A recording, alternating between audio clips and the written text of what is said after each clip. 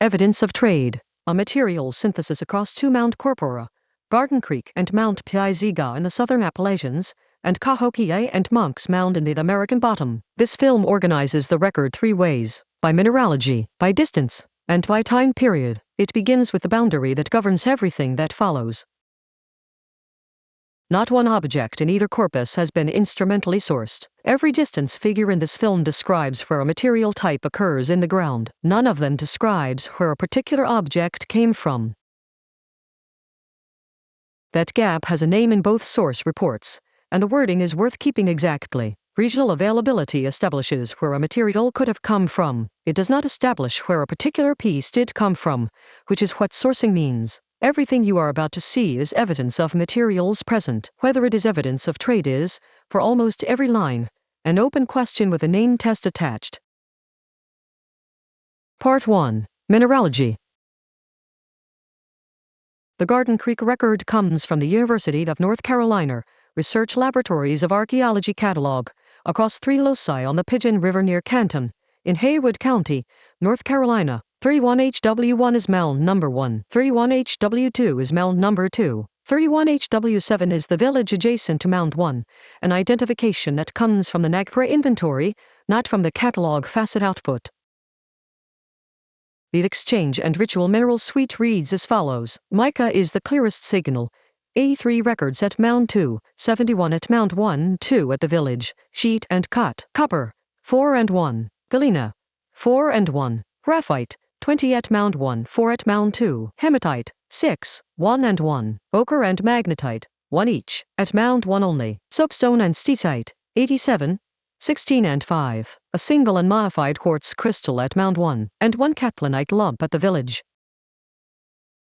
Read together, these counts separate into two different economies at two different loci. Mica, copper, galena and graphite at mound 2 form a coherent middle woodland exchange and ritual mineral package, consistent with that mound's documented Con-Nesti component and its Hopewellian interaction profile. The red and black pigment minerals cluster instead at mound 1. One locus is a craft and special material mound, the other is a mortuary and pigment core.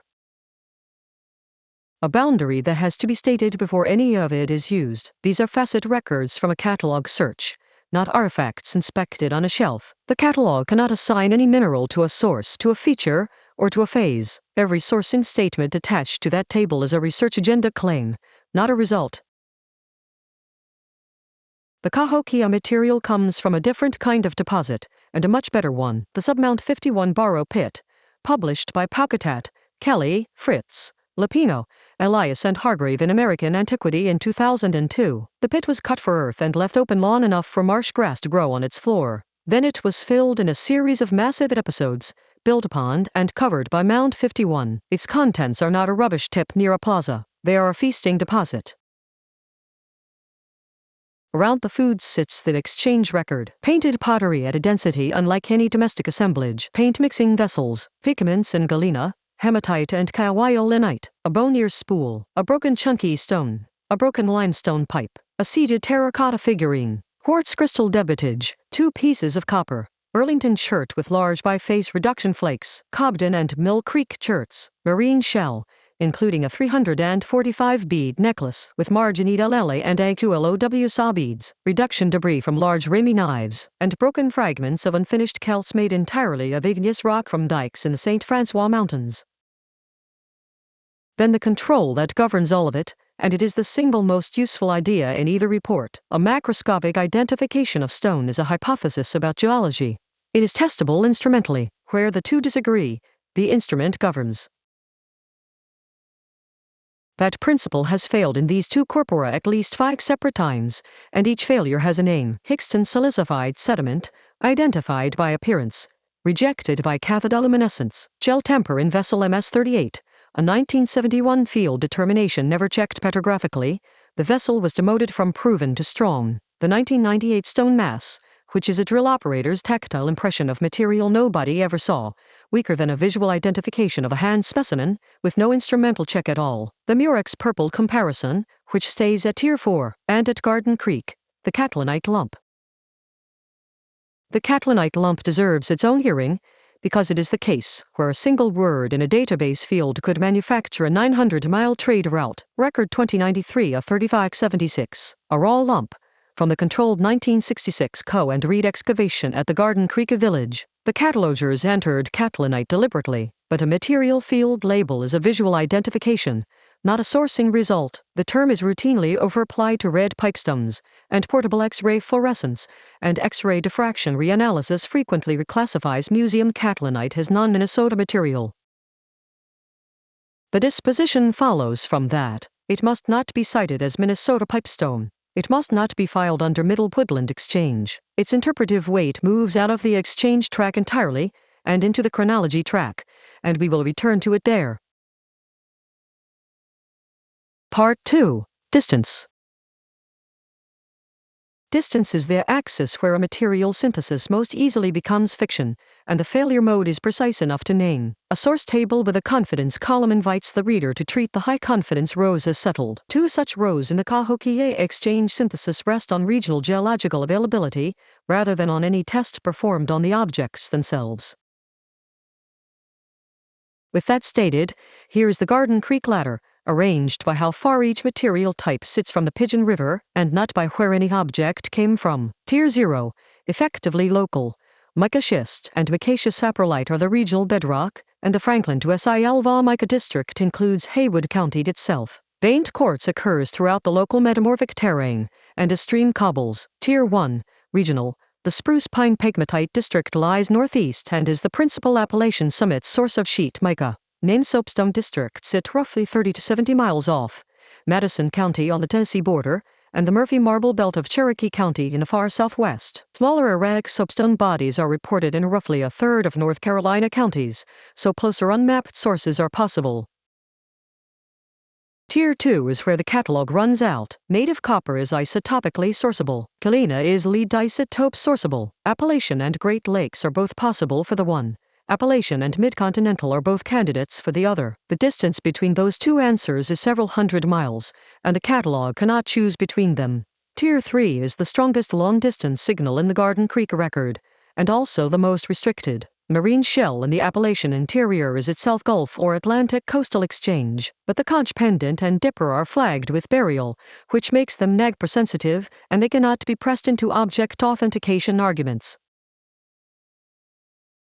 The Cahokia ladder is shorter, better anchored at the top, and more contested at the bottom. Anchored, the St. Francois Mountains, 100 kilometers south of Cahokia. That figure is the Article Zone.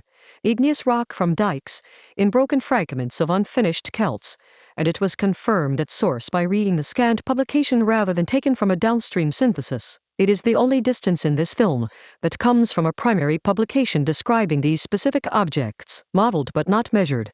Galena to the southeast Missouri lead district, at roughly 70 to 100 kilometers. That model is not held in this corpus, and the synthesis reporting it is careful on exactly the right point. The pit specimen was not isotope sourced.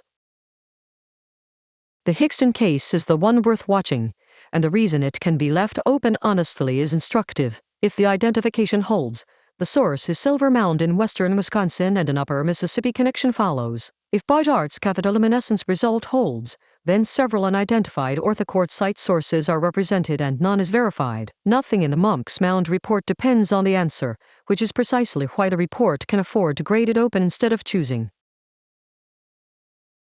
And then the line that a synthesis organized by presence will always drop. Fort Payne chert, another common loam and phase exotic, is completely absent from the Submound 51 pit. That absence bears on the shape of the exchange network as much as anything present in it. A downstream synthesis omitted it. The article records it.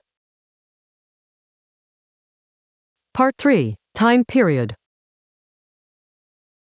Two prehistoric horizons are present at Garden Creek, and they must be kept apart. Mount number 2 is known primarily for a Middle Woodland Con-ST component, roughly AD 200 to 600, with later Piaziga material. Mount number 1 and the village are late Piaziga, roughly AD 1350 to 1450, ancestral Cherokee. The mineral suite belongs largely to the earlier horizon. Mount 2's headline component predates the Cherokee to Piaziga horizon by roughly a millennium.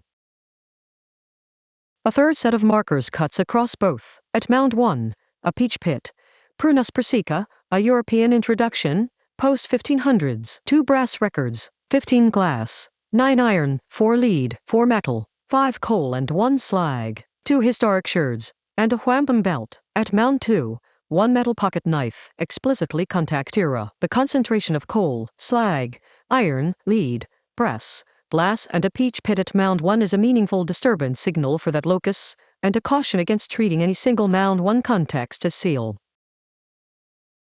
This is where the Catlinite lump actually belongs. Catlinite's wide eastern distribution is overwhelmingly protohistoric and historic, tied to the Calumet ceremony and the fur trade, roughly post-1500. A genuine Minnesota specimen at the Garden Creek Village would more plausibly mark a later component of that deposit than Middle Woodland Exchange. The wampum belt reads the same way. True wampum is a protohistoric and historic form. Both are chronological markers wearing the costume of exchange evidence.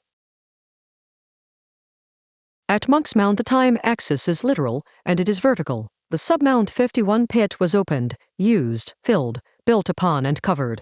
A Mississippian deposit sealed beneath a mound. Above it, on the first terrace, sits an entirely separate trade record, the River Labbe Mission, a French chapel and Cahokia Yeleni settlement dated to roughly 1735 to 1752. That later assemblage is quantified to a degree the prehistoric one is not. 6,573 glass beads, 11 necklace beads and 6,562 seed beads, 3,391 white, 1,527 turquoise, 1,221 translucent dark blue, 381 green, 24 faceted burgundy, 18 dark burgundy or black, with them, faience, lead glazed earthenware, gunflints, bells, lead brooches, tinkling cones, catlinite pendants and marine shell, and more than 1,000 indigenous pottery sherds, of which the authors identified exactly one as post-contact. The methodological point in that count is not incidental, and it reaches back to the whole reason this record exists. Beads as small as 1.5 to 4 millimeters carry chronological and behavioral information that a visual spoil inspection will miss. Inspection and systematic screening are not equivalent recovery methods. 6,573 beads is what controlled screening recovers. It is also a measure of what an uncontrolled inspection would not have. The test schedule. So, what would convert this from a materials inventory into evidence of trade? The requests are specific. They are cheap relative to their yield, and they are already registered. Copper and galena, lead isotope analysis, the instrument that separates Appalachian from Great Lakes, and Appalachian from Mid-Continental, mica, steatite and catlinite, petrographic and trace element analysis. For record 2093 of 3576 specifically, thin section, X-ray diffraction or portable X-ray fluorescence against sourced reference samples, before it is described as Minnesota pipestone or assigned to a period. 2 requests are not laboratory work at all, and they matter more than the laboratory work. First, accession, feature, level and burial association for every mica, copper, galena, graphite, hematite, ochre and magnetite record. Without feature level provenience, none of these minerals can be tied to a deposit. And without that, none can be tied to a phase. A perfect isotope result on an object with no context answers a question nobody asked. Second, burial association and consultation status for the shell gorget, the conch pendant and dipper, the bead anklet and wampum belt, and every repatriated record. And a preservation rule that governs all of it, because the tests can be run in the wrong order. Document the untreated material first, and avoid acidic or oxidizing preparation before mineral phase characterization. Do not destroy what the instrument would read.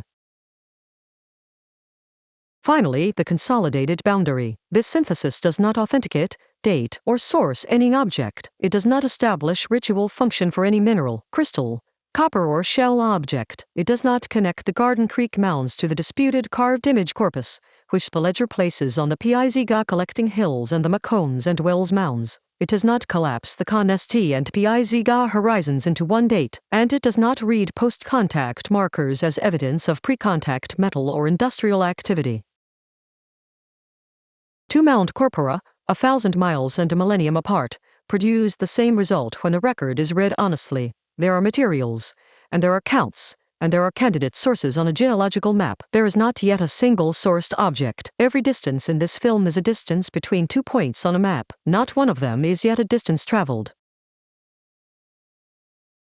Evidence of trade. A materials synthesis. Barrow's research.